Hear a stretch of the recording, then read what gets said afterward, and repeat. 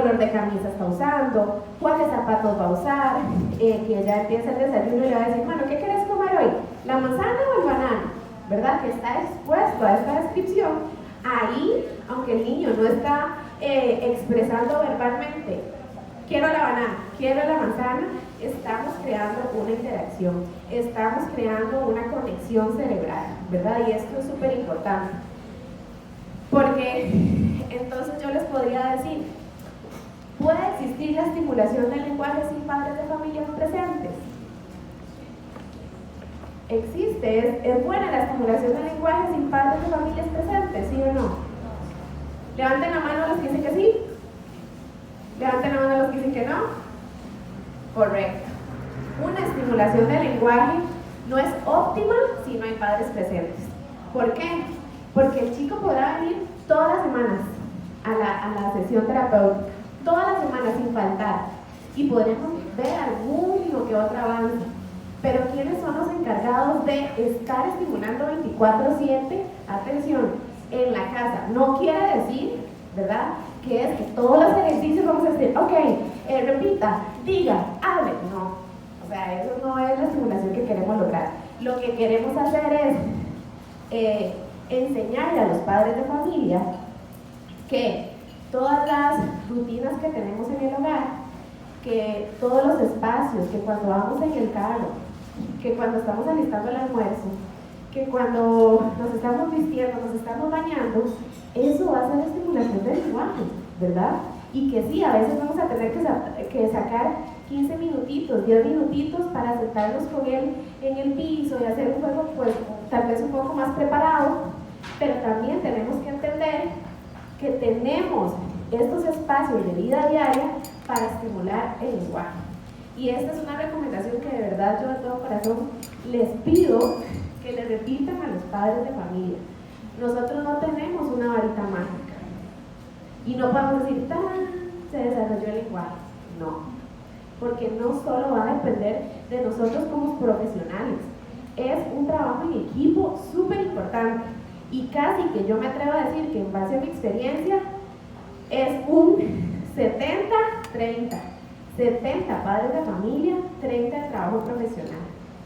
Y entonces, por ejemplo, yo en mi consulta diaria, siempre al inicio, tengo papás dentro del consultorio y le digo, usted nada más va a ver y no va a decir nada, ¿verdad? Porque si no, entonces son los típicos papás de que, ¿cómo se llama eso? Ah, no, es que él sí sabe cómo se llama eso, es que no lo he dicho hoy, pero él sí sabe cómo se llama eso, ¿verdad? Entonces, son este típico papá, ¿verdad? Entonces yo les digo, ok, ustedes hoy van a ser solo, van a ser espectadores, nada más, ¿verdad? Entonces, es muy importante este consejo, empoderar a los padres de familia y decirles, el desarrollo y la estimulación del lenguaje está en las manos de los papás, ¿verdad? Obviamente que a veces se va a requerir un acompañamiento profesional, por supuesto, pero es súper importante este consejo. Otra área que por supuesto tengo que mencionar es la oportunidad única, ¿verdad?, como esta ventana de plasticidad cerebral.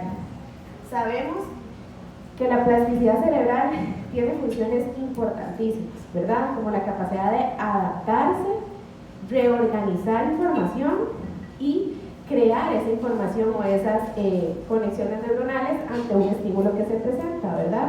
Entonces, esta plasticidad cerebral está en su máximo desde los 0 años hasta los 6 años. Pero algo muy importante es que a los 3 años hay 2 áreas cerebrales que están en su pleno desarrollo. Y el área cerebral se llama área de Broca y área de Wernicke. ¿Qué va a hacer el área de Broca? El área de Broca va a ser esa área capaz de producir el lenguaje, mientras que el área de Wernicke va a ser el área capaz de comprender el lenguaje. Y obviamente son áreas que van agarraditas de la mano, ¿verdad? No se pueden soltar. Y esa información de una área a otra área pasa mediante una estructura que se llama fascículo arqueado. Y esto es importante comprenderlo.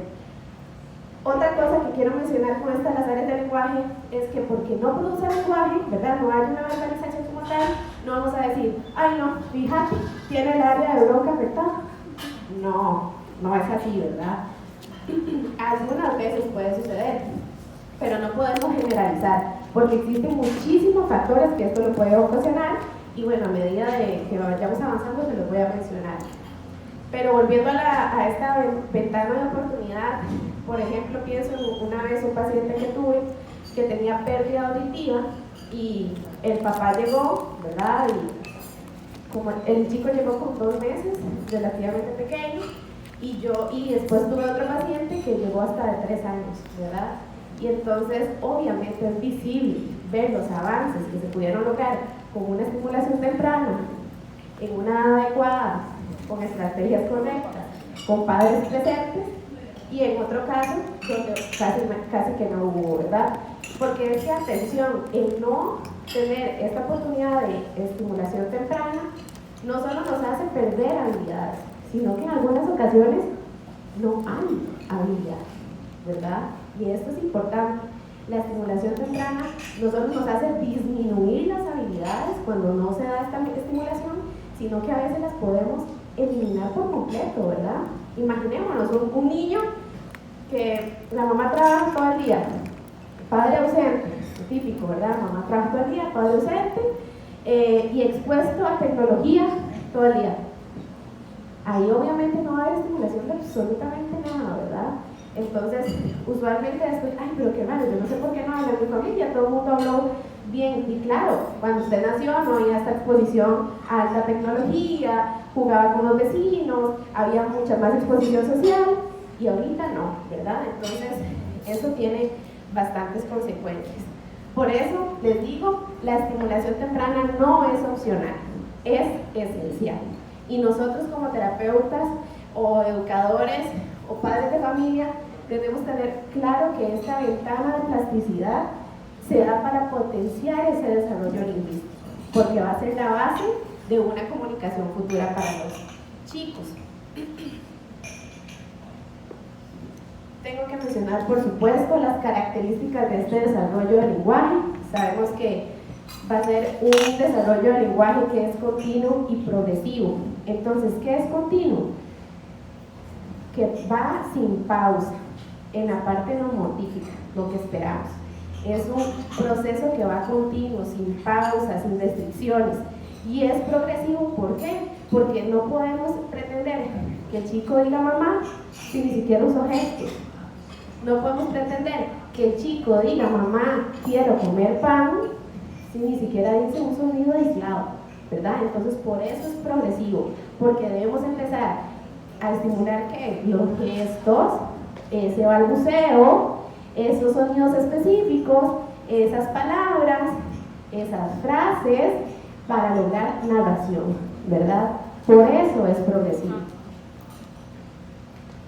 Es irreversible, por supuesto, porque una vez que se adquiere esta habilidad lingüística, no se puede ausentar de manera espontánea, no se puede perder de manera espontánea, al menos que, ¿verdad?, existe alguna alteración neurológica o algún trauma neurológico que ya es algo médico, ¿verdad?, como tal, y una afectación médica como tal. Y tiene una secuencia fija, significa que todas las personas vamos a atravesar las mismas etapas. ¿Qué es lo que va a diferenciar aquí? La velocidad de cómo las avanzamos. Porque, por ejemplo, hay chicos que empezaron y usando gestos y balbuceos muy seguidos, casi que en la misma etapa. Como hay chicos que se quedaron en gestos y nos costó un montón para lograr estos sonidos aislados, ¿verdad? O estas palabras. Entonces, la velocidad en la que pasamos de una etapa a otra, tal vez ahí puede ser lo complejo, ¿verdad? Y bueno, por supuesto que los hitos del desarrollo del lenguaje, ¿qué es lo que esperamos según la edad? Antes de ver las edades, ¿verdad?, tenemos que entender que hay una etapa preverbal o prelingüística y una etapa verbal. En esta etapa preverbal es donde el niño todavía no emite palabras con significado, ¿verdad? Pero ¿qué hace? Tiene desarrollando fuertemente todas las habilidades comunicativas, como el uso de gesto, el jugar con la voz, y toda esta parte prelingüística. Mientras que en la etapa verbal, pues ya empieza el lenguaje, lo que esperamos, ¿verdad? Sonidos, palabras, oraciones. Entonces, en esta etapa preverbal, los primeros 6 meses, el niño se comunica por pura intención comunicativa. ¿Qué quiere decir esto? Que el llanto y sus acciones es como la mamá le conoce, ¿verdad? ¿Qué comunicarse? Es el típico que dice, ay, es que ese llanto es que quiere comer, ay, no, ese llanto ya es de sueño, ¿verdad? Entonces ya la mamá empieza a reconocer qué significan todas estas acciones que va tomando el niño. Reconoce ya la voz de la madre, responde ante un sonido, ¿verdad? Y esto es súper importante porque, como lo mencionó la doctora, hay chicos que a veces cuando les hacen el tamizaje auditivo y la mamá como que lo ignora, ¿verdad? O a veces por pura falta de información, pero si el chico hay un sonido fuerte y no tiene alguna reacción como abrir los ojos, pegar un brinco, moverse, ahí hay una alerta temprana, ¿verdad? La producción del aleo, ¿verdad? Que son producción de sonidos, pero no gritos, ¿verdad? Sino como un balbuceo. El adulto es el interlocutor por excelencia. O sea, volvemos otra vez. Si no hay una familia presente, no vamos a realizar una estimulación temprana. ¿Por qué? Porque ni siquiera se van a dar cuenta qué es lo que los actos que están teniendo los chicos significan, ¿verdad? Este llanto que les digo que cuando la mamá dice es de sueño, es de hambre, está irritado. Atención y observación completamente dirigida a su entorno. Función instrumental y reguladora. ¿Eso qué quiere decir? Que sus movimientos corporales le ayudan a comprender a la mamá que tienen hambre, ¿verdad? Por eso se llama reguladora, porque regula la conducta del otro. De 7 a 12 meses ya tenemos una sonrisa social más clara, un laleo, ya no hay tanto grito presente, ya responde a su nombre, ¿verdad? Esto es súper importante. Aparecen ya diversos juegos que comparten con los adultos, como el picabú o las canciones, ¿verdad?, de tortillitas o de manitas. Ya ellos empiezan a compartir este tipo de juegos, ya les interesa la música, la reduplicación de sílabas, ¿verdad? Cambian la conducta ante el no, ¿verdad? Eso no se toca, entonces ya ellos comprenden el no, pero todavía no lo producen, ¿verdad? Es que cambia su conducta cuando escuchan el no. Cerca ya de los 10 meses ya van teniendo un poco más comprensiones simples, ¿verdad? Como dame la bola, tienes hambre, porque ya aquí la parte gestual de ellos es súper importante y eso lo vamos a ver mañana. Ya la etapa verbal está el lenguaje no combinatorio, que vamos a hablar del año de los 24 meses, y aquí existe algo muy importante que se llama la holofrase. Y la holofrase es cuando los niños utilizan una palabra para decir una frase. Y está también el habla telegráfica, que el habla telegráfica quiere decir cuando usan mamá leche para decir mamá quiero tomar leche, mamá tengo hambre, ¿verdad? Pero el habla holofrase o el habla holográfico solo usan una palabra para decir lo que quieren tener o desear, ¿verdad? Y el lenguaje no combinatorio ya se da después de los 24 meses y ya tiene un lenguaje muy, muy estructurado donde une 2 o más palabras.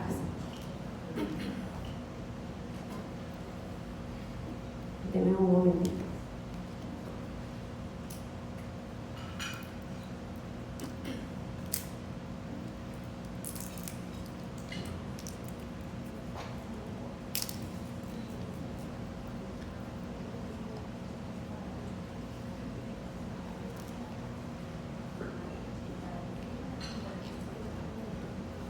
Entonces ya en año, vean que obviamente ya vamos a empezar a asociar con que se inicia el momento de caminar, ya empiezan sus primeras palabras, comprenden mucho más de lo que expresan, ¿verdad?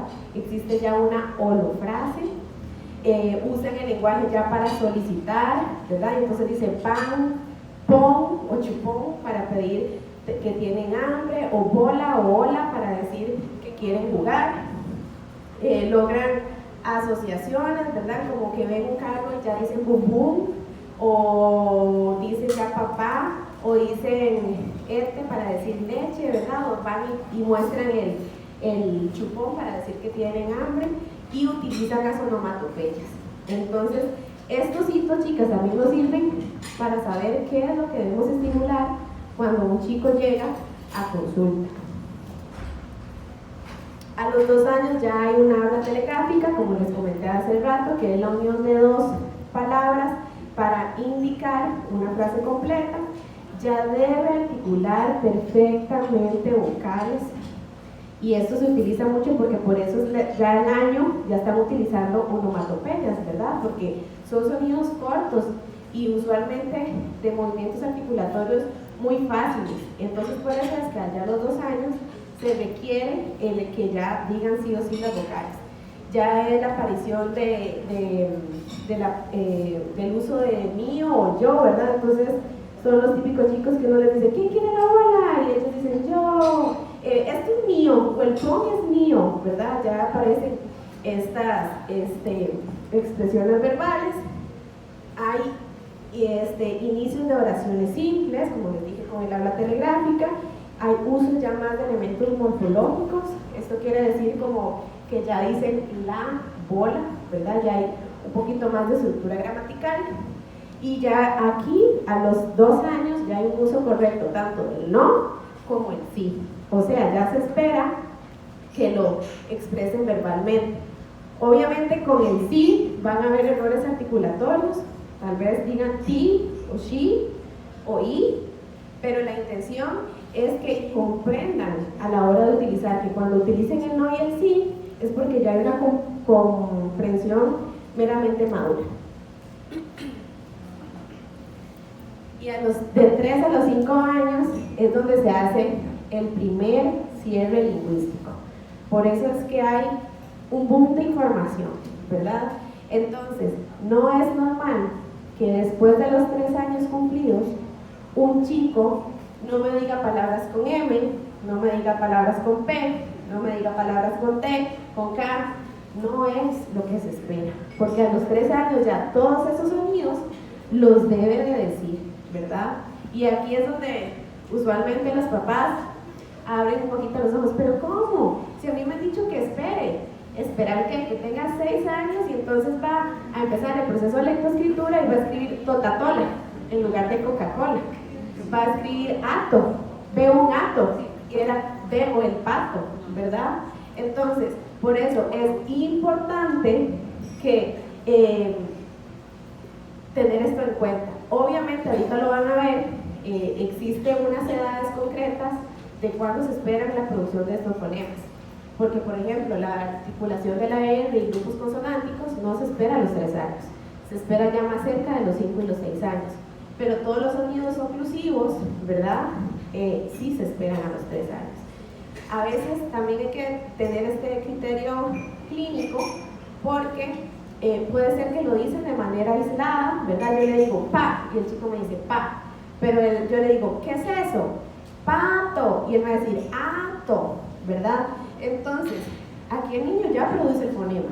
¿Cuál es el error? De conciencia fonológica. Él no ha comprendido que en la palabra pato hay un sonido fuerte al inicio. Eso quiere decir la conciencia fonológica. Entonces, cuando hay un error fonológico, es meramente de articulación. No saben cómo acomodar o organizar su zona articulatoria. Pero cuando es de conciencia fonológica, es porque a nivel de comprensión, ¿verdad?, no están conscientes de dónde hay que decir el sonido. Por eso es que mañana vamos a ver todas estas intervenciones y estrategias para que el niño pueda incluir el sonido como tal. Entonces, bueno, ya se uso de enunciados, uso de verbos, secuencias temporales, hacen ya narraciones muy amplias, un vocabulario amplio, ¿verdad?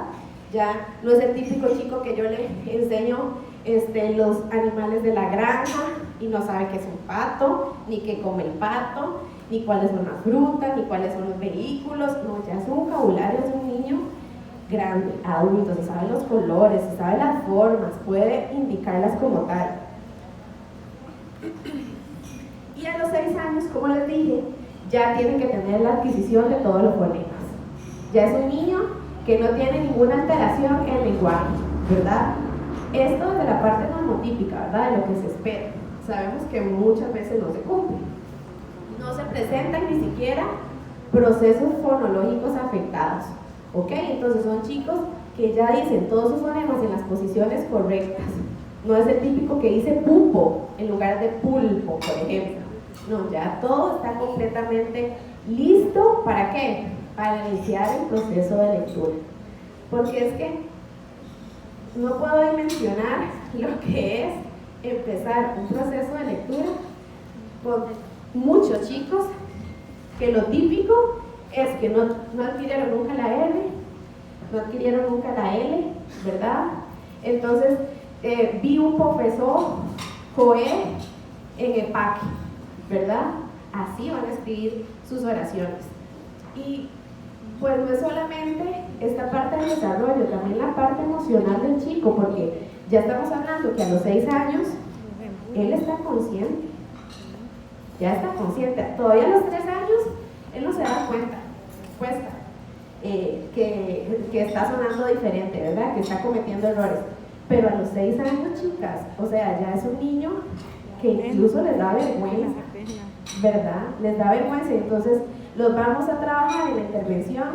No, es que yo no puedo decir, ¿verdad? Entonces también esta parte emocional, cuando nos tardamos muchísimo en intervenir, es súper complicado también. Y más si nos acompaña una mamá que dice, no, pero él sí lo dice. Vea, repita, parque, pero él lo hace en la casa, ¿verdad? Imagínate.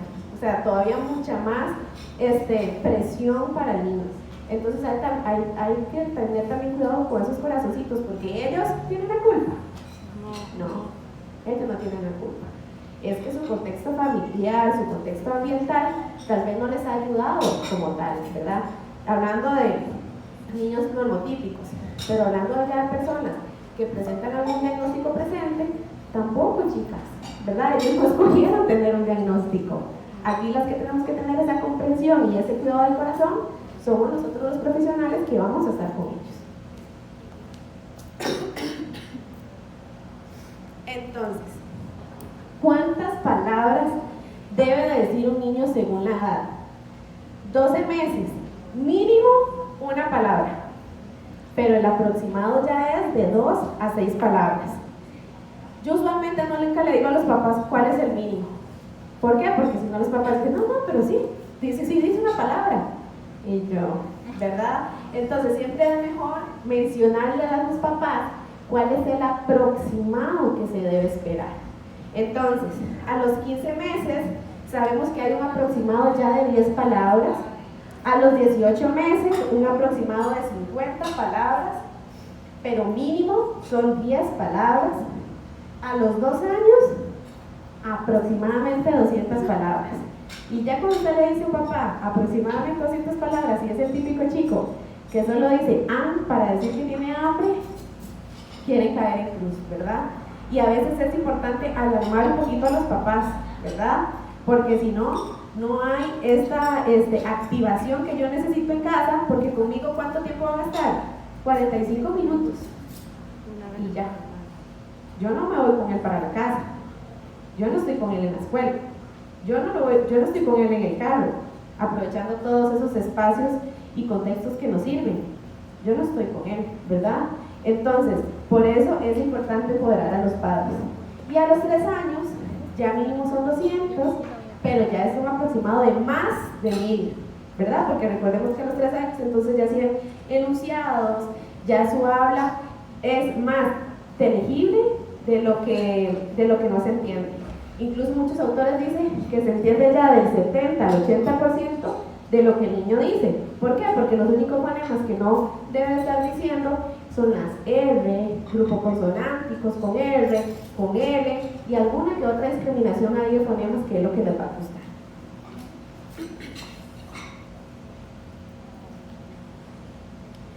Y por supuesto que antes de desarrollar un lenguaje, sí o sí, tenemos que tener los prerequisitos.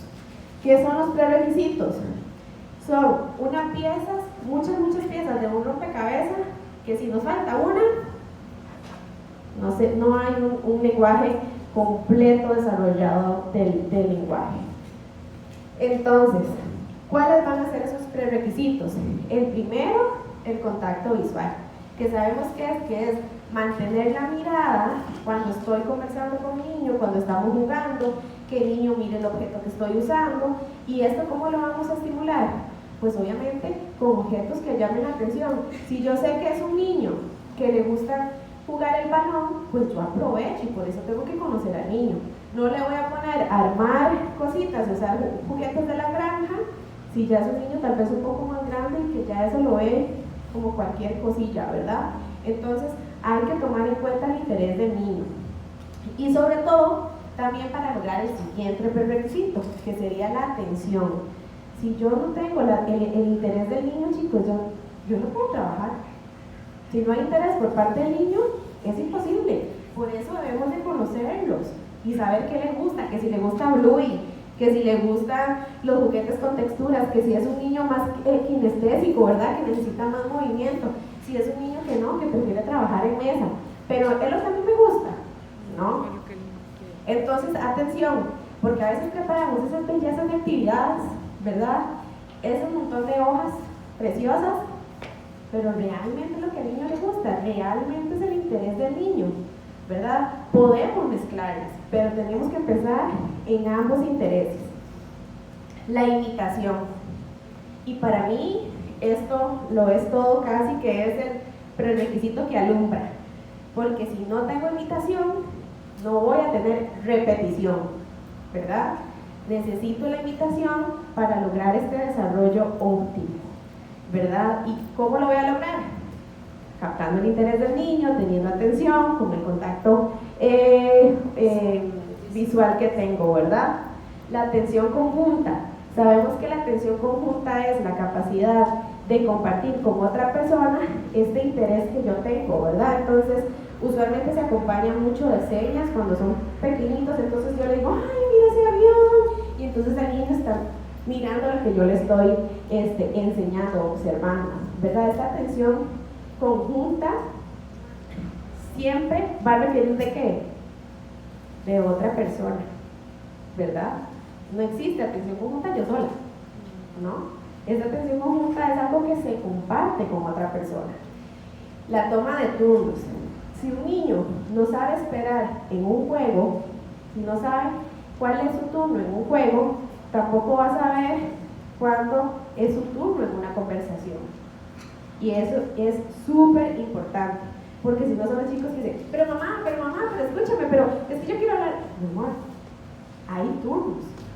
Ahorita estoy hablando yo, después sigues tú, pero hay turnos de la palabra. Y eso es súper fácil de estimular, ¿verdad? Porque ¿qué? Todos los juegos tienen turnos, ¿verdad? Todos estos juegos que existen, sobre todo los juegos de mesa, ellos tienen que aprender a respetar. La memoria y la percepción visual auditiva nos van a ayudar porque muchas veces el estímulo visual y auditivo nos ayudan a hacer asociaciones. Entonces, ese típico chico que yo le digo perro y él vuelve a buscar dónde está el perro, ¿verdad? Avión, y entonces hace esa capacidad de memoria y percepción visual. Y el juego simbólico, que por ejemplo es el rey de la estimulación del lenguaje, porque es utilizar juegos de la vida cotidiana, ¿para qué? Para estimular el lenguaje.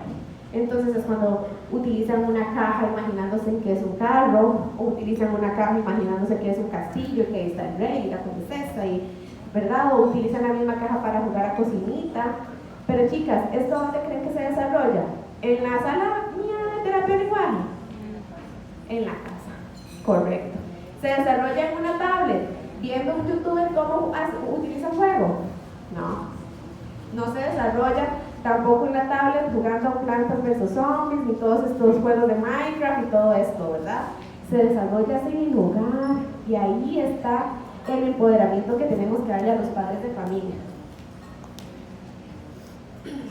Por supuesto que tenemos que mencionar el desarrollo del lenguaje receptivo, que sabemos que a los 0 a los 6 meses ya el bebé empieza a reconocer sonidos, voces, ¿verdad? Como les dije, y ya reacciona a sonidos y a conductas emocionales.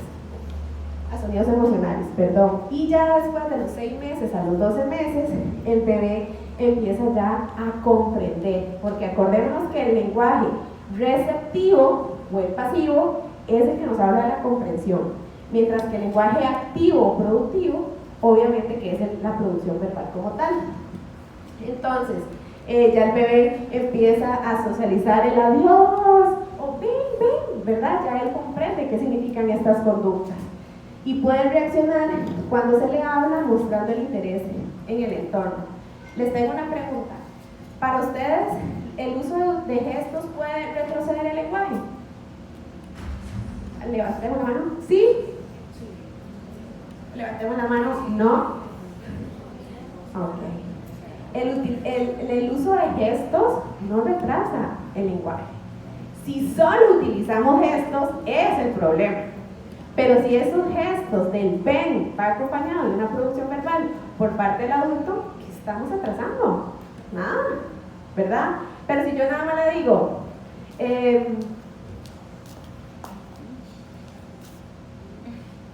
ahí está el error. Pero si yo le digo, ¿querés la botella? O el chupón. ¿Querés la bola? O la estrella. Ahí es diferente. Pero no es lo mismo decir chao, bye, ¿verdad? No es lo mismo. Porque entonces va acompañado siempre de una producción verbal. Sobre todo cuando son chiquitos, yo siempre les digo a las mamás que jueguen con ellos, porque solo mediante el juego vamos a poder estimular el lenguaje en edades tan tempranas. Pero bueno, mañana les voy a mencionar cuáles son las estrategias principales. De los 12 a los 18 meses, ya el niño comienza a entender frases simples. Vean cómo, de los 18 a los 12 meses ya entienden frases simples. ¿Pero a qué edad es que las producen? Más de los 3 años, ¿verdad? Entonces vean que ellos comprenden primero y luego producen. ¿Y cuáles frases entienden? Como dame la pelota, dónde está mamá y todos estos juegos. Ya de los 18 a los 24 meses aumenta la capacidad para seguir instrucciones, ya de 2 pasos, ¿verdad? Como pon la pelota en la caja y reconocer objetos comunes y ya nombres de familiares como tal. De 2 a 3 años ya el niño empieza a comprender conceptos abstractos como colores, tamaños, formas y ya sigue instrucciones con mucho más detalle. El niño entiende frases complejas, ¿verdad? Y puede seguir instrucciones de varios pasos, ya a los 4 años, y contextos de conversación mucho más complejos. De 4 a 5 años, el niño puede comprender historias complejas, ya es capaz de entender aún conceptos más abstractos, ¿verdad? Y esos conceptos abstractos es que ya no le estoy enseñando una manzana real para decir que eso es una manzana, sino conceptos abstractos como el uso de artículos, ¿verdad? O de aquellas palabras que no se pueden tocar, ¿verdad? Tal vez no se pueden presentar mediante un dibujo o una imagen. Eso es abstracto. Es capaz también de responder preguntas más elaboradas, ¿verdad? Entonces ya son los típicos niños que yo les pregunto, bueno, ¿y qué hiciste hoy en el kinder? ¿Verdad? Entonces yo espero que me diga, bueno, hoy jugué, mi maestra me dio una pelota, pero yo no voy a esperar que un niño me diga, Mimi, fui, ¿verdad? Eso no está bien. De 5 a 6 años ya el niño tiene una comprensión avanzada del lenguaje, puede seguir ya conversaciones largas, entender historias más complejas y analizar ya las consecuencias de causa y efecto. Entonces, esta frase, a medida que crecen los niños, van entendiendo frases y oraciones más complejas, pero va a depender de la participación en el entorno y en su contexto. Si es un niño que ya por sí solo tiene un contexto familiar, que están pegados del teléfono, que trabajan full time, que nunca tienen espacio más que de dormir el chiquito, y además ese pobre niño no tiene contacto con pares de su edad. Chicas, o sea, ese niño si sobrevive de alguna afectación del lenguaje es Superman, ¿verdad? Porque todo su contexto no está ayudando. ¿Qué pasaría en el caso de los chicos que se están creando en entornos multiculturales? Mamá quizás le habla de un idioma, papá le habla otro.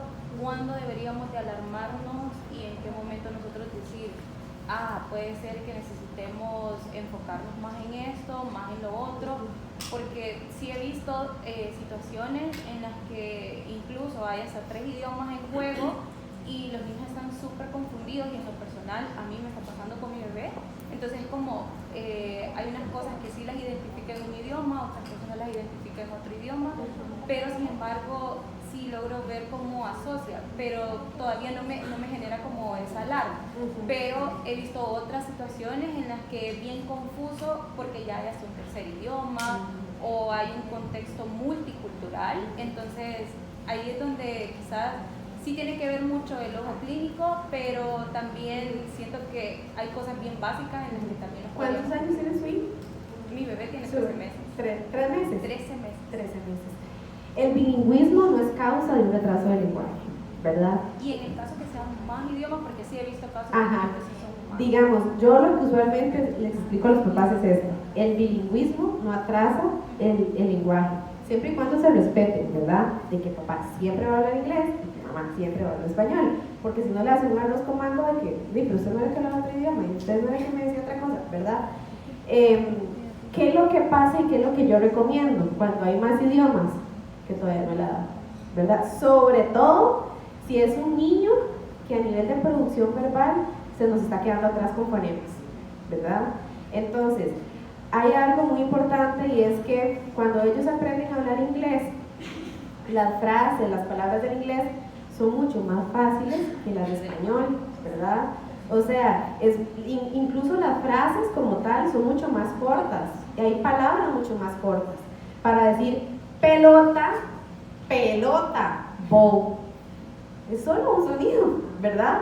Entonces por eso es que a ellos se les facilita mucho más el inglés que el español, ¿verdad? Y sobre todo en edades tempranas, donde ya hablamos de la plasticidad cerebral. ¿Qué es lo que yo les recomiendo a los papás cuando están en mi sesión y hay toda esta parte del bilingüismo? Yo les digo, yo prefiero 2 idiomas bien, y después ya ahí vamos avanzando, ¿verdad? Pero hay que tener cuidado cuando ya empezamos a dejar atrás muchos errores fonológicos, muchos errores fonéticos, porque yo, especialista en terapia de lenguaje, lo voy a hacer en español, no en inglés, ¿verdad? Hay que tener cuidado con eso. ¿Por qué? Porque mi especialidad es en este idioma. Yo no me voy a poner a corregir esa producción en inglés, ¿verdad? Entonces eso es lo importante, pero no es causa de retraso del lenguaje. Entonces, como les dije, los factores que van a influir en el desarrollo del lenguaje van a ser tanto ambientales como biológicos. Los ambientales van a ser 2 específicos, que van a ser la interacción con la familia y el juego, ¿verdad? Y para mí son los factores principales. Entonces, cuando tenemos un chico con 2 años, ¿verdad? Hace rato, cuando le hicieron la pregunta a André, ¿desde hasta qué edad entonces se llama estimulación?